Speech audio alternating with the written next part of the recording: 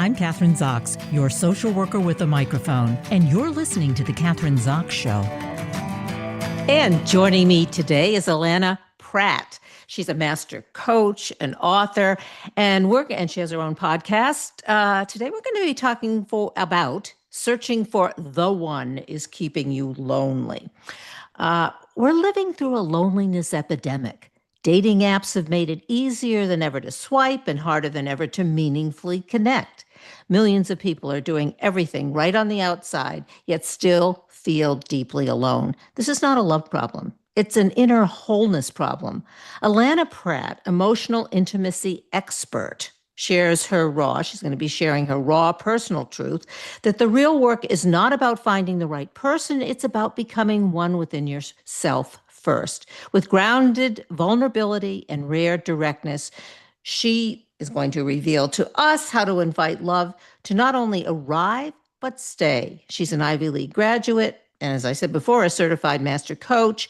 She has 7 million or more than 7 million viewers on YouTube and has been featured in Huffington Post, People Magazine, CBS, ABC, and many more. Welcome to the show, Allana. Oh, Kathryn, it's so good to be together talking about something so important, so fundamental to the joy we have of being alive. When we're seeking that wholeness from the outside in, am I good enough? Do you see me? We never get there. But when we reverse engineer that and start paying attention to that little one inside that needs our attention, it's funny how the outside world just ironically changes. And we're trying to find the real work, and I'm going to just repeat, obviously, I guess just what you said too, but the real work is not about finding the right person, but it's about taking a look at ourselves. But since you've had so much experience, why do we continue, it seems to me, and I'm talking about my friends, my colleagues, why do we keep knowing that may be the case, we still seem to hang on to that.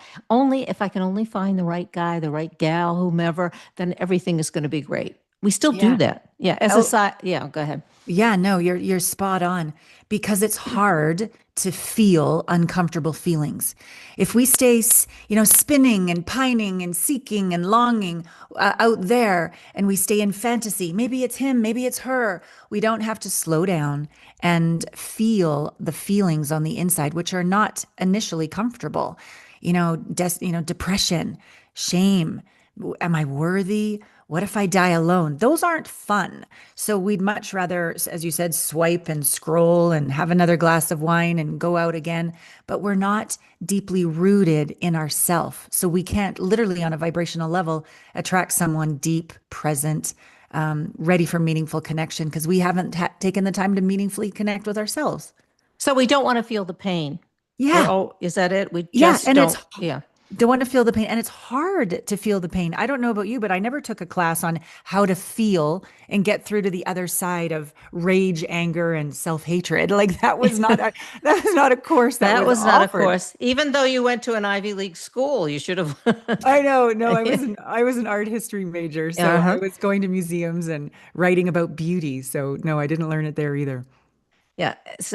But our culture, besides individuals and our families, I mean, this is isn't this all about our culture too? It's like, we don't want to feel pain. Everything is nice. I was just thinking, when I was thinking about knowing that I was going to interview you this morning, I look at people's Instagram stuff every day. And it's all about how wonderful everything is, how great everything is. My relationships are perfect. And some of these, I know these people, it's not true, but yet that's what they post. Yeah.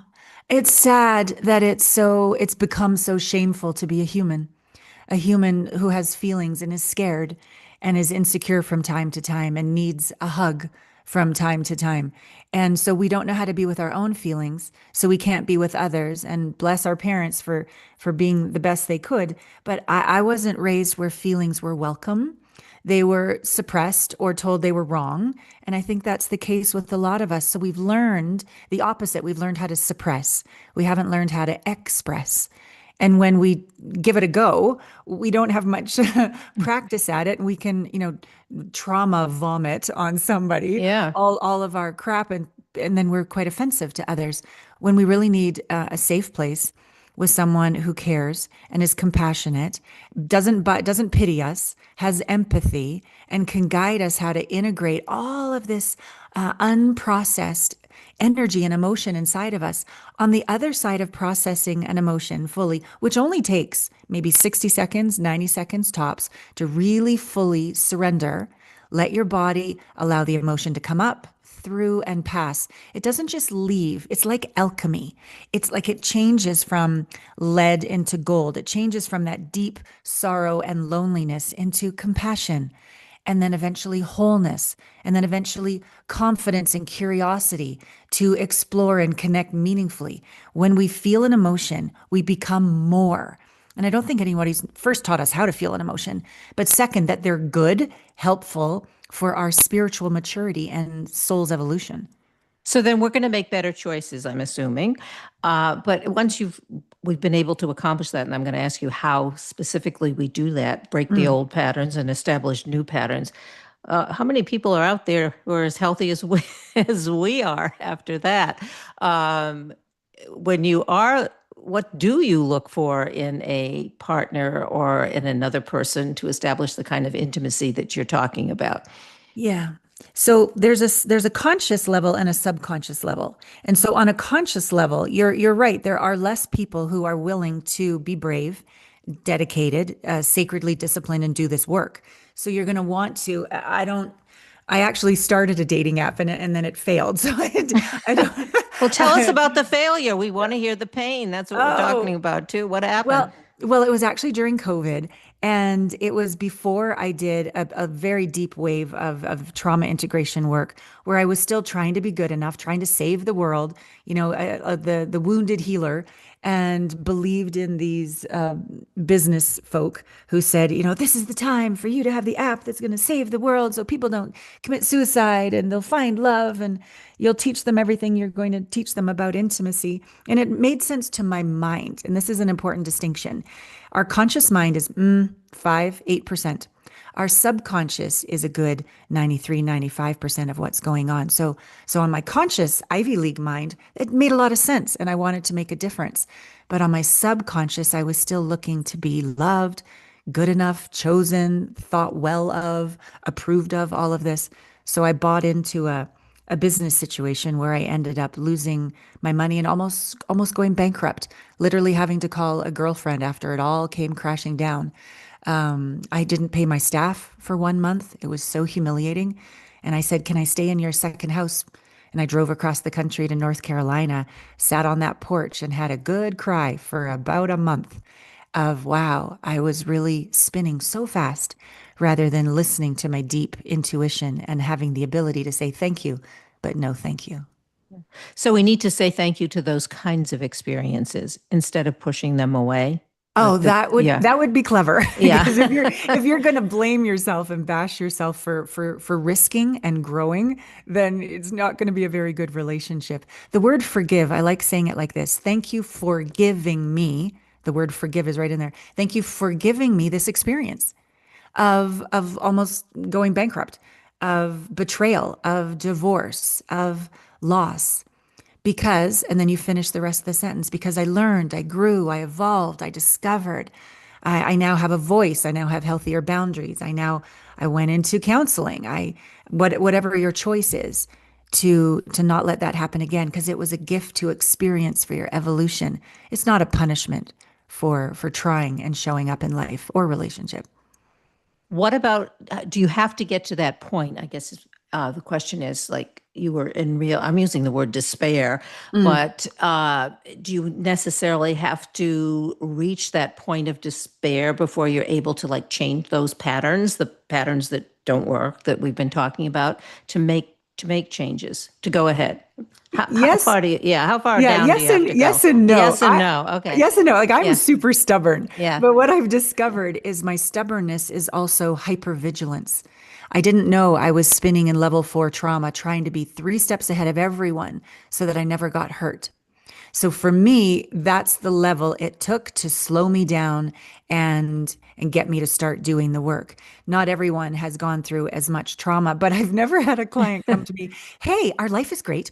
We'd like it to be glorious. Could you help us?" Like, Yeah. no, they always say we're on the brink of divorce, Mhm. or I'm suicidal, or I have an eating disorder, or I'm Yeah. drinking too much. Like, everybody needs their own version of their wake up call to say, enough's enough. This isn't working.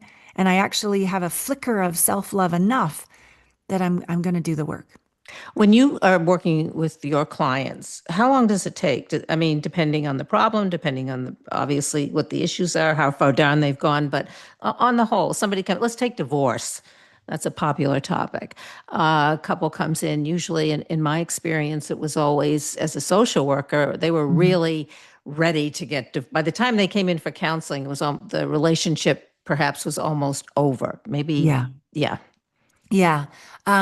I have had clients that are in and out in a year. All my programs are a minimum of a year. I don't want to give them a fish. I want to teach them to fish. And I want them to be private coaching and in group coaching. I used to think that private was the only way, but there's so much to learn in community and having each other's back, and the tide rises together. So my programs are a year. Some people are in and out in a year. I have other clients that have been with me for a decade because they say it's the safest place on the planet to be real and vulnerable, and they just keep growing. In fact, yesterday, one of our clients just finally passed his last architecture exam. He has, sweet man, been trying for almost 2 decades to get those 5 tests done. And because he failed and before he'd started the work, made himself wrong, got more anxious, blamed the world. It was sort of a downward spiral until I gave him a different perspective. What if these exams are your best friend? They're your homie.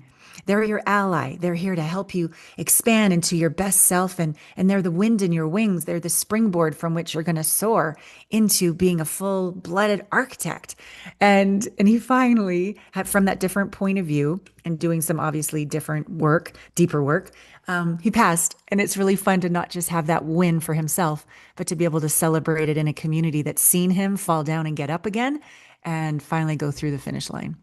Congratulations. That's a great story with a great, Yeah. yeah, no, a really positive ending, obviously. How many, or I would say, like, how many of clients maybe don't end up that way, or they drop out, or they feel that they don't reach the point that obviously this man did. Yeah. How do you handle that? How do you handle that? Because that, I'm assuming, is a loss for you. It's a really vulnerable, it's a great question, and I'll answer it quite vulnerably because in the beginning I took it completely personally. We signed up, we said we were going to go from a 2 to a 9 out of 10. Like that was our goal. And at about 6, they're like, this is hard. I'm like, yeah, being a human is hard. Yeah. Feeling feelings is hard. Taking ownership, learning how to communicate effectively, stop hitting below the belt, keep your heart open when you want to run out the door. All of this is hard. And so when they it sounded great, but when, the rubber hits the road, a lot of them, I'd say over half, 50, 60%, when they got to that 6 out of 10 and the 7, what it took for that next level of deep intimacy, they're like, peace out. I'm not renewing next year. And I took it so personally. Or I would give away my value. I'd say, well, I'll give you a discount. Just stay with it. I was so committed that they got through the finish line. Or I'd get a little pushy, and I wouldn't be necessarily as kind or empathic as I could be.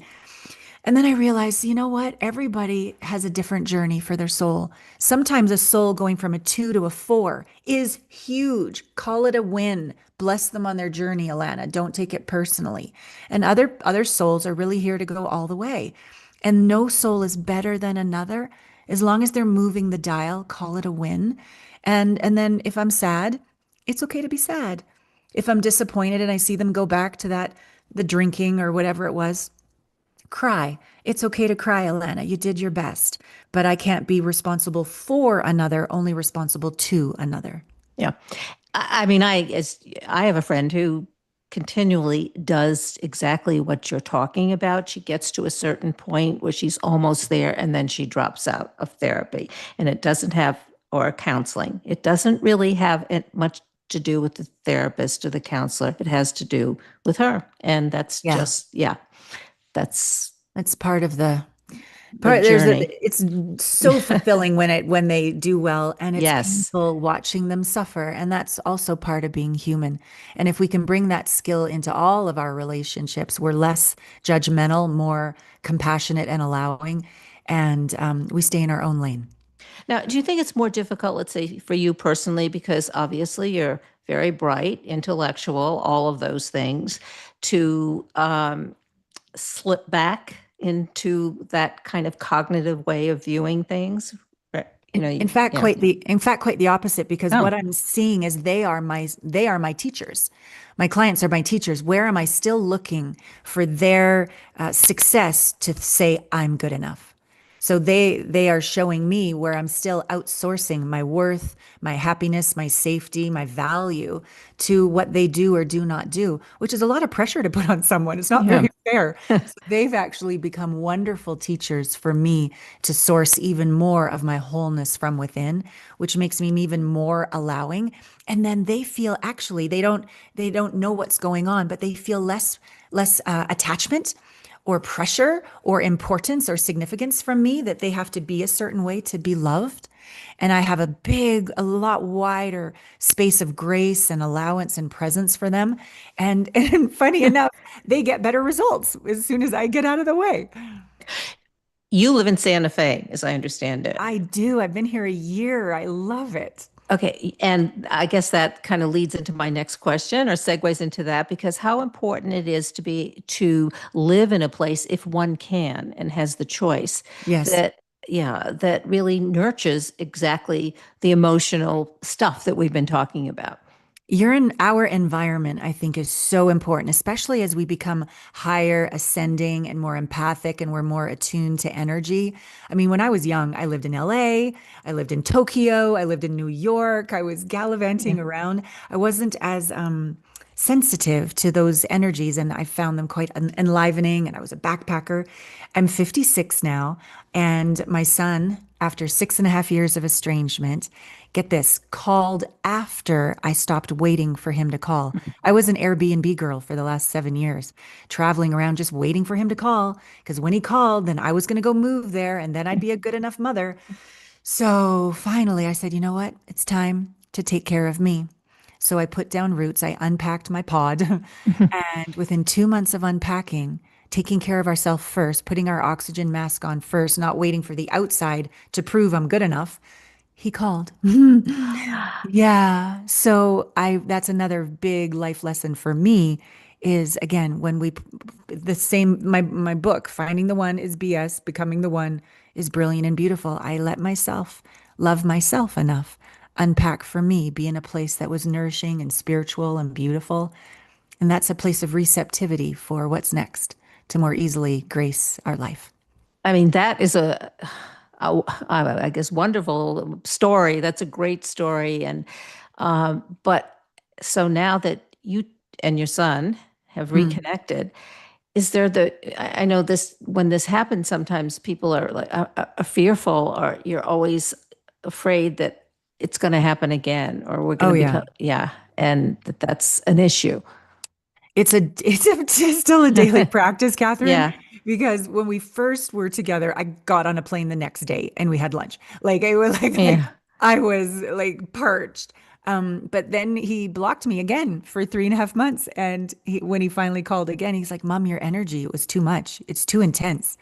And I said, not hearing a peep from you for 6.5 years was a torture unlike I can explain.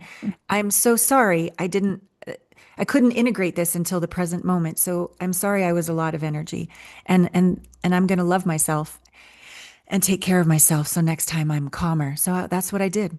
I did the work again, called my healers and coaches again, had my big cries again. And then the next time we were together, I was apparently safer. And now he doesn't call like little bits. When he calls, it's a good hour conversation. It's deep. I'm safe. I'm trustworthy. I'm present. I've integrated my energy. So, but then I don't know when the next one's coming. So again, go back to my counselor, Yeah. integrate my feelings, be that safe space. And then he calls again. So But it sounds like both of you are very honest about your feelings. He felt comfortable to tell you that you were I'm using the word sometimes emotionally attacking him. I've got 3 kids too, so I I Mm, understand what you're saying. yeah. And yeah, and that kind of honesty, I think, is sometimes difficult to to do in the moment, but when you Yeah. do, yeah, it's very positive. It's so beautiful. And he started living with his dad full time when he was 17. So from 17 to 23, nothing. But for those first years, I believe I made it a safe space to have feelings. And I would feel my feelings in front of him, and his feelings were welcome. So that went in somewhere where he knew he could call, and I'm not going to judge him, blame him, give him advice, try to fix him. I'm just going to go, wow, Mhm. that sounds awful. Tell me more. I'm right here. Well, Yeah. I understand why you have so many followers, millions, right? Aw, Listening to you. you're so kind. Thank you. Yeah, I mean, I love to love. yeah. I want, it's really strange. I don't know about you, but what I didn't receive, that presence or that safety or that protection feeling growing up, I'm giving it to myself first, become the one first, and then from the overflow, to the best of my ability, give it to others. It's so fulfilling personally and with others to give that which we never received. I love my community. Yeah. Yeah. And community changes. I mean, as you talked about aging just briefly, but what did you say, Hmm. 55, 56? Yes. What do you see or predict? Because that, 5, 10 years, you change, your body change, your emotions change. That's a challenge. I think that's a whole different kind of a challenge that you have to integrate into your story. Yeah. What I've always I'm very clever. I'm an Ivy League grad, but I can't remember who I lied to and who I told the truth to. So I just Yeah. tell the truth. Like I can't remember like, oh, I should withhold with this person, but tell it Yeah. all with another. So I'm quite an open book. I really do believe I want to create a safe place for everyone to be real. So even some of my colleagues with my newsletters or my videos when I first got started 15, 20 years ago, they said, don't say that. They're going to think you're a hot mess. Why would they hire you? And I said, I'm just going to be real. I'm not going to wait till I've processed it to like give them the pretty picture with a bow on top. I'm going to share what it's like to be insecure, scared, uncertain, mad, ashamed, hopeless. And I'm going to share what I'm doing to work through it so that they can too. Not that I'm any better, maybe a few steps ahead with a few more tricks in my toolkit, but that's about it. And I have attracted the most honest, vulnerable, authentic community who I think really appreciate that I'm when I'm knocking it out of the park, I own it. I'm masterful, I'll own it. But when I'm a hot mess, I'll own that too. And it makes me really relatable and safe. And I much prefer being real with everyone all the time. Sometimes I'll even meet a client or I'll go to a podcast. They're like, you're just the same on your videos as you are right now. I'm like, of course, like, why would I be anything else?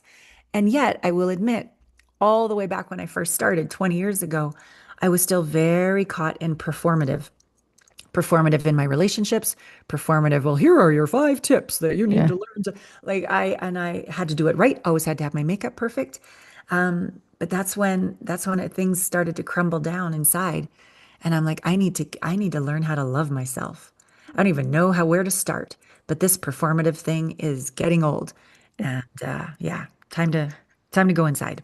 Yeah, it makes me think the presentation of self in everyday life, or was Irving Goffman? Uh, yeah, Yeah. how you Yeah. present yourself to everybody else. It's wearing. It, Yes.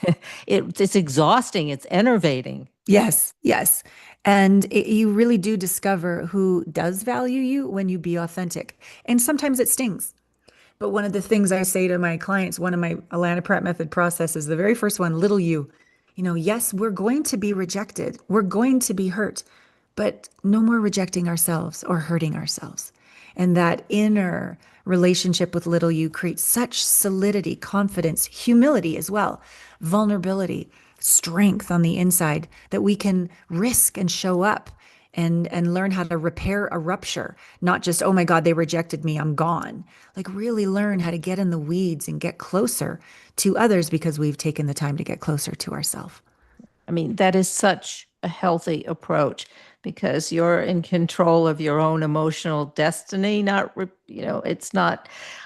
dependent on everybody else in your environment with family, friends, colleagues, all of that. Anyway, we don't have that much time left. So talk to us more, because I know you obviously, I think I mentioned it in the beginning, you're an author, books, podcast.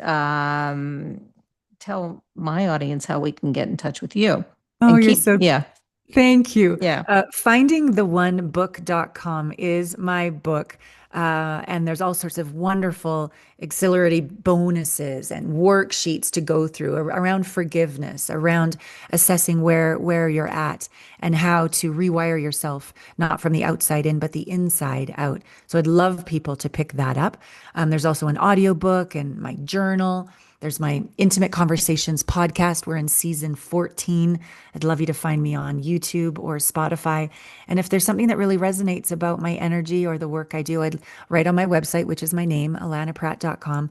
There's a way for us to connect in what's called an intimacy breakthrough experience call, where we get under the hood, we get into the heart. And it's my honor to walk with you into the best intimate relationship with yourself and others. Do you are on the Audible? Are you the? Do you do the Audible? Are you the My, voiceover I have voice? six books on Audible by one of my clients. She went from being an IT person into her joy, which is voiceover, and she'd gone through all my coaches. She's actually a certified Allana Pratt method coach as well. And so she's the energy and the manifestation of finding the one on the inside, becoming the one. So yeah, Carla. Carla Carla. Emmons. Carla Emmons is my incredible voiceover artist for all my books. So she's your voice. She's a tribute to all the work that you She really Yeah, is. I that's have cool. shivers just telling you right now. She's Yeah. love and yeah, all the things. Yeah. Thanks so much for being on the show today. Really loved interviewing. Thank you. And Oh, Allana Pratt, Searching for the One. Go out, get the book, listen to audibles, listen to your podcast, all of those things that we've been talking about. But yeah, thank you. thank you, Kathryn.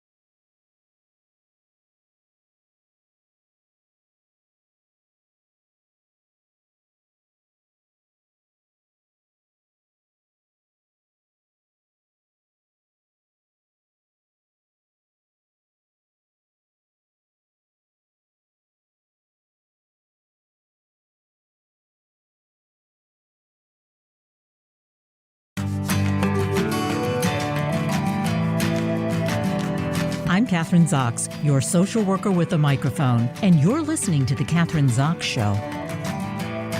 And joining me today is Dr. Keith Cantor. We're going to be talking about, can the summer heat cause permanent hair loss? Much of the nation, much of our country is having severe heat. And we've been having it for several weeks now, and it continues to be in the 90s in lots of the parts of the country, with humidity added to the mix, driving the heat index up to 100. Heat advisories are being issued. We all know some of the health issues that heat waves can have and how deadly it can be. But one thing many people do not realize is that severe heat and sun in the summer can cause permanent hair loss that is not noticeable until winter. Dr. Keith Cantor, who's a trichologist, explains how the summer heat and being out in the sun is one of the leading causes for hair loss and hair thinning. And he's going to explain to us why this happens and what you should do if you are out in the sun to prevent hair loss. He's the clinical director of Region Therapeutic. Welcome to the show. Nice to have you on, Dr. Cantor. Oh, thank you so much for having me. Okay, my first question is, okay, you've been in the business for a long time, right? Over 30 years. Why haven't I heard about this before? We usually hear that, vitamin D, it's good to be out in the sun. That helps, it's good for you, good for your body, and good for your hair. Well, first of all, that's true. A small amount of sun is good for you because it gives you vitamin D. And it is a myth or a misnomer that excess sun will give you permanent hair loss. That almost never happens. To get permanent hair loss, you would truly have to burn your head and scar it, and then hair can't grow over the scars.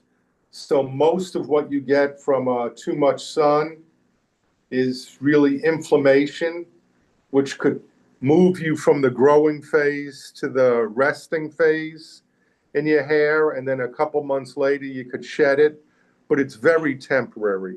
So sun in general will not cause permanent hair loss unless you really burn it, to a great excess. So it doesn't make any difference. Let's say you live in California or live in Florida, you're out in the sun all the time, as opposed to living like I'm in New York or New England. And you're not really out in the sun all the time in the same way. So is there a difference? No. If you get sunburn on your face or the rest of your body, that causes inflammation. If you get sunburn on your hair or your scalp, really, that causes inflammation in hair. The hair follicles don't like inflammation. It's bad for them to have the scalp inflamed. And if it happens enough, it could move it. There's different phases for your hair. There's a growth phase, there's a resting phase, and there's a shedding phase. And it could move you from the growth phase to the resting phase, and then normally a couple months after the resting phase, you'll shed hair, but that would be temporary. And it's the same effect. It's basically stress that's causing it, and it makes your hair follicles less resilient and more susceptible to the DHT, which is dihydrotestosterone. But if you just get normal sun and wear a hat, as long as you're not burning yourself terribly, it will never cause permanent hair loss. What about the age? Because we did talk before we got on the air, aging. Does it make a difference if you're 20, 30, 40, or 50, or even older? The older you get, everybody is affected by DHT, but everybody is affected they're susceptible at different amounts. Stress will make you more susceptible, will make your hair less resilient, and then it's more susceptible to DHT. Lots of times when you're older, you're more susceptible to DHT if you have the genetics, the heredity already in your system because your parents or grandparents were bald. or losing hair, that'll make you more susceptible. And that tends to happen more as you're older. In terms of genetics, is it on maternal or paternal side? Both. Or both? Both. Yeah. It's, it comes from both the egg and the sperm to do it. So it could be either. A lot of people say it's more the maternal side, but it's really not. It could be either. So what about baldness? I mean, baldness how does that occur like in very young people, even teenagers sometimes? Okay. Yeah. Almost all hair loss is from DHT and different things. DHT is just dihydrotestosterone. So to make it sciencey for just 30 seconds, testosterone is what most hair loss is from. It reacts with an enzyme called reductase, and it turns it into DHT, which is dihydrotestosterone. It actually gives it two hydrogen atoms and makes it the testosterone stronger. And the testosterone will bind to your hair and literally shrink it. It's called miniaturization. And it depends how susceptible you are. Things like stress, a really bad diet, which will cause stress, the GLP-1 drugs will cause stress. All of that makes you, heredity and genetics could make you more susceptible to it. And the DHT then binds to the hair and shrinks it. Everybody's born with 100,000 hair follicles approximately. Each hair follicle should give out 5 hairs. When the DHT binds to the hair, if you're susceptible, it'll start giving out 4 hairs and then 3 and go all the way down to 0, especially for men.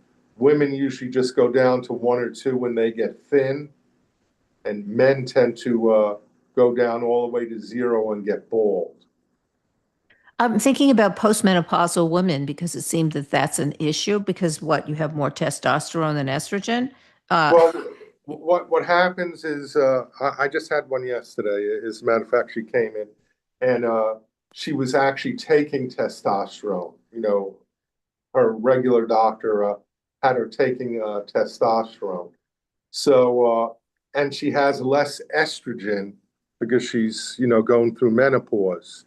So it's not so much that you have more testosterone, but it seems like there's more available because you have less estrogen, and then that'll turn into DHT when it reacts with the reductase, and it'll bind to the hair, and it'll shrink it. So yes, women that are going through menopause tend to be more susceptible to the DHT because of the testosterone. So, and their hair will get thinner. So in other words, there are all these factors that can cause hair thinning or hair loss. And I guess is what you're saying, depending on how many you have, the condition can be worse. Is that it? Well, yeah, depending on how susceptible you are to the DHT. For instance, I'm 71, and I was getting it right on the very top of my head. And then I used stem cells, which is what we do in my practice. And I had 3 treatments, and it's totally gone on the top of my head. You can't tell that, and it took 4 months. So now at 71, I'm back to a full head of hair, and I was able to fix it. Yeah, I saw that because before we got on the air, I did see your full head of hair in the video. So you are telling the truth. So I think everybody's kind of listening with bated breath. Let's talk more about the stem cell hair therapy. How does that work? Is it for everyone? Well, let me explain first. The way we do it in my practice is we give a consultation first. And during the consultation, I have a microscope on my desk, and I go over their hair with it, and it shows up on a screen, a computer screen. If you have hair follicles, and the microscope increases everything, it magnifies it 50 times. So if you have hair follicles, the stem cells work pretty much 100% of the time. It just depends how many treatments you need. Because now it's just fixing the hair follicles. It's making them thicker because they've been going through miniaturization. And there may only be 1 or 2 hairs coming out of the hair follicle, and it'll make it so you have 4 or 5. So when there's something to work with, it always works. When you're shiny bald, then I have to look and find your dormant hair follicles. If there's no hair follicles there, then I have to wake the dead, versus when you have hair follicles there, I'm just fixing the sick. So I could always fix the sick. I can't always wake the dead, the dormant hair follicles. I can a decent percentage of the time, 50 to 60%, but it's not the same as if you have even a small amount of hair follicles there. Then stem cells works all the time. How does dye, particularly maybe with women, dyeing one's hair affect your hair? And is that a negative effect? Well, it's definitely not a positive effect, Yeah. but I tell people they can still dye their hair because that's important to them. I obviously don't. My hair's, totally, it's like white.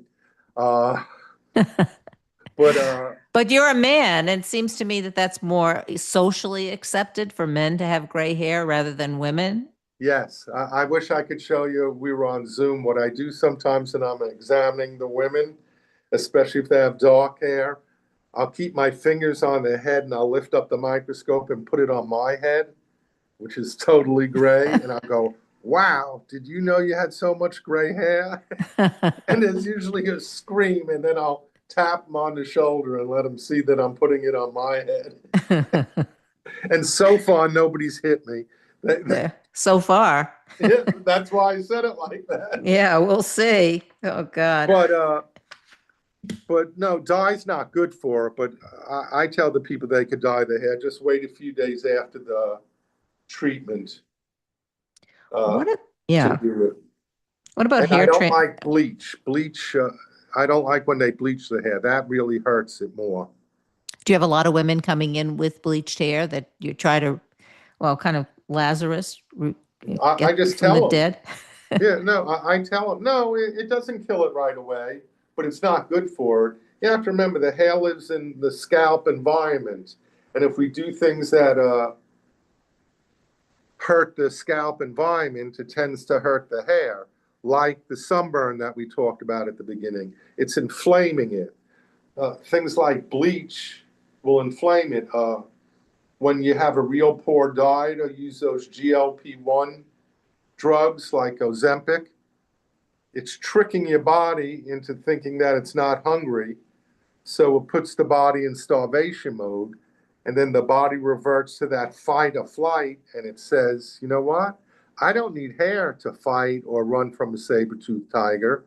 So I'm going to divert as many nutrients as I can from the hair, which are the quickest growing cells, to like the lungs and the heart and the arms and the legs.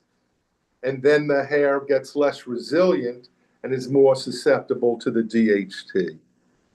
So am I making the assumption that you would not approve of the weight loss drugs? No, just know that it's going to have an effect on you because, is getting hair more important than losing weight? No, that's a decision the patient has to make. So I just tell them the truth. If you use those drugs, I'll use the DHT blockers, but just know it's going to take more to grow your hair because your body's under stress. Even though you may not feel it, it's chemically under stress. And when it's under stress, it's going to make a decision. I don't need hair for survival. I need lungs in my heart and things like that for survival. So it'll give the hair less nutrients and it'll be harder to grow. And I can tell them that. So what about, you're talking about the DHT blockers. Are there any negative side effects to that? I don't use any pharmaceuticals or prescription DHT blockers. Mine are pretty much all natural. I use a shampoo that has ketoconazole in it. I use a conditioner, and then I use something called RU58841, which literally binds to the hair follicle at the exact receptor on a molecular level where the DHT wants to bind. And then when the DHT tries to bind there, the spot's filled and it bounces off. And then the ketoconazole will kill the DHT or denature it. Not all of it, but enough so I don't want you to lose too much hair. We all lose about 100 hairs a day and gain 100 hairs a day when everything's in equilibrium. If you're starting to lose your hair, you're losing more than 100 and still only gaining 100. So I use the DHT blockers to get that back down to 100 or below. And then I use the stem cells to grow the hair. It's two different biological functions. Now, what about seasonal? Does it make a difference that you get more hair in the winter and less, or the process changes from summer to winter? No, it No. doesn't. That has nothing. The temperature doesn't matter. Sweat really doesn't affect it. You Yeah. have to have good hygiene, because if not, you're making a bad environment on the scalp. But besides that, no, that doesn't matter at all. Yeah. What about hair transplants? Let's talk about that. Okay. I don't do them, but hair transplants do work. Well, let me say that if it's done by competent people. The problem with hair transplants, first of all, is in the United States, they're extremely expensive, like $13,000 to $25,000. A lot of people go to Turkey. Turkey just doubled their rates. It used to be 3,000-4,000 plus airfare. Now it's 6,000-8,000 plus airfare. But it does work. The other problem is it's extremely painful. Even though they numb your head, they usually take the hair from the back of your head, they cut little squares or circles and move it to where you need it. But the minimum amount of cuts is 1,000, twice. 1,000 taking it out and 1,000 putting it in. And the average is 2,500 cuts, because there's about 5 hair follicles per cut. So that's 5,000 cuts in and out. Now your head is numb, but the Novocaine stuff wears off after a while, and it's extremely painful and you have downtime. The other problem is they won't teach the people, for some reason, I don't know if it's marketing or what, to use DHT blockers. So 88% of the people that get a hair transplant and they're not using DHT blockers, 88% of those people end up getting 2 or more, because they're losing more hair than they're gaining. And the same thing would happen with stem cells if they didn't use the DHT blockers. But I make it a big point. I literally tell them, if you won't use the DHT blockers forever, don't waste your money, because it's going to come back in a few years. Yeah. Well, in other words, I guess this is true in most medical decisions. What you're saying, if you're going to do the hair transplant, you better go to the best, right? I mean, it's medically serious, and also it's in terms of how much it costs. But why Turkey? I'm just don't know. curious. Turkey, Yeah. They just got famous for it. Without exaggeration, I bet you over 10% of the people that go get hair transplants in the United States go overseas, and most of them go to Turkey.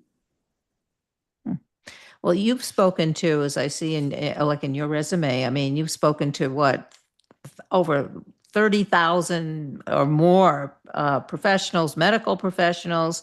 You've been in the I should say in the game for so many years. What about the changes? Do you see any like in the profession and stuff for the future? Stem cells are getting more popular, and there's different ways to do it. I use what they call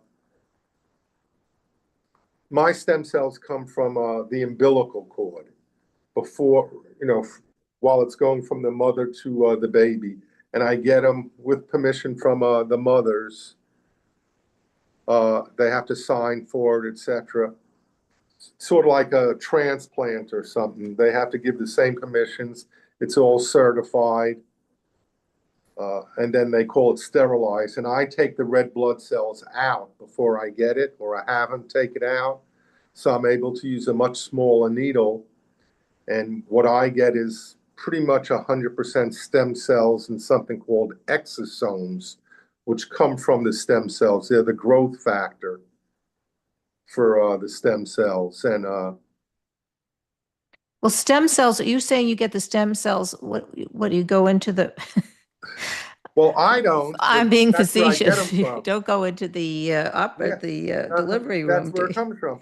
Yeah. Nowadays, what they do is they ask all women if they want to save any stem cells for their children, which a lot of them do, and they'll freeze it for them. And then while they do that, they'll say, would you like to donate the rest? Because now you could use it for everything. You could use it for, instead of knee operations, hip operations, back. They're using it instead of drilling cavities. They put a fake cap filled with stem cells over your tooth for about a month and then take it off. And they never even had a drill for the cavity. It fills it in. I was in the Marines for a long time. They use it for any bad wounds. They'll put stem cells on it and wrap it first to start the healing right away. So stem cells are pretty widely accepted now, whereas years and years ago it was, new age. Yeah, and now it's not new age anymore. Yeah. So is it protocol for, let's say, OBGYNs or to inform their patients? Just that's part of the, I'm saying, protocol. Now what they do, I think they all ask if they want to save some stem cells for their child and have it frozen. I think that's normal protocol. And then a number of the hospitals will say, would you like to donate the rest? Because now it's used for all these things. Yeah. Well, one of my kids, when they had their one of their babies, they saved the stem cells, and I said, save some for me. I mean, well, that's what I was getting at. The other type of stem cells that people get, you get it from the person themselves, and that's called PRP, platelet-rich plasma. And there's nothing wrong with it. It's just, I call it poor boy stem cells, because obviously it's free because you're getting it from the patient themselves, and then you centrifuge it. But when you get it from an adult, it's like about 13% stem cells. Then you centrifuge it and they get it up to about 25% stem cells. Whereas when you get it from the umbilical cord, it's called amniotic mesenchymal stem cells. Those are almost 100% versus 25%. So it's, it's 4 times less efficient. So I only use the stem cells from the umbilical cord. I've had excellent success with it. Yeah, I'm glad you shared that with us. We have a couple minutes left. This went by very fast. So can Dr. Keith Cantor, that's who I've been talking to, give us more information about where people want to get in touch with you, websites. Okay, well, first of all, obviously I'm in Atlanta, but Regen Therapeutics is part of a bigger group called Bionetics Health. And we have offices in, Colorado, near Denver, Centennial, Colorado, Las Vegas, and Houston, Texas. But if you want to contact me, I'll answer you myself. If there's so many that it takes a couple days, that's great. But normally I could answer the same day. And that's contact@regentherapeutics.com. Right. Thanks. Great talking to you today. I really enjoyed this show. Yeah, I appreciate it. Thank you so much for having me. Thank you. Have a good one. You too. Yep. Bye.